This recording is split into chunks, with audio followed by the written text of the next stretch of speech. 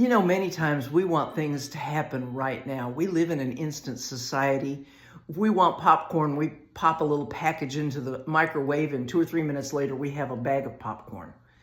If we want to reheat our food, rather than putting it in the oven and heating the oven up and waiting, we just pop it in the microwave, and in a few seconds, our food is hot. Well, sometimes we have to take our time. Sometimes things don't happen instantly. Sometimes it takes time for us to be ready for different events in our lives to happen. In Exodus chapter 23 and verse 29, God says, I will send hornets before you, which shall drive out the Hivites, the Canaanites, the Hittite from before you. And I'm sure the Israelites were really excited about that God was going to do that for them. But God said, I will not drive them out from before you in 1 year. Why? Why, God? Why are you not going to clear out the land in 1 year and make this quick and easy for us? Because the land would become desolate for lack of attention, and the wild beasts would multiply against you. So if things are taking a little longer in your life than you wish they would, remember the Israelites. They wanted to go into the promised land. They wanted to receive what God had for them, and they wanted to do it now. But there were not enough Israelites to fill the whole land. And so it was going to take time. It wasn't going to be done in 1 year.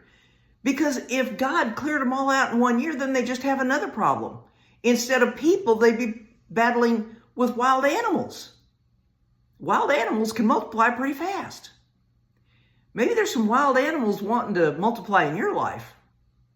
You need to sit back and let God do the things He's going to do in your life in an orderly fashion, in a timely fashion, and don't get impatient. Sometimes we need to take a little time and rest, yes, wait on the Lord, and let Him do what He's going to do, and don't be impatient.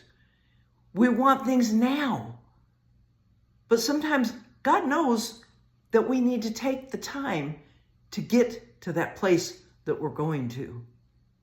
You know, 3 years ago, I had a husband that wanted a divorce. Right after the divorce, my daughter died. And I was in the process of buying this house when my daughter died. And buying a house takes time. You got to wait for the closing. You got to sign the papers, et cetera, et cetera. I didn't walk into this house and go, okay, this is the one, and the next day move in. It took time. So let God take the time that He needs to take to get you from point A to point B.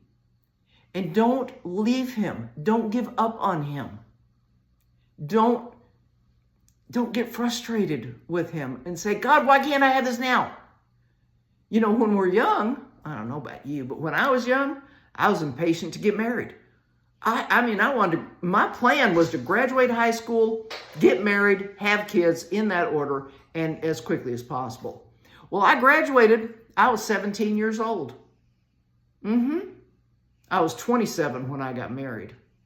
Things did not go according to my plan.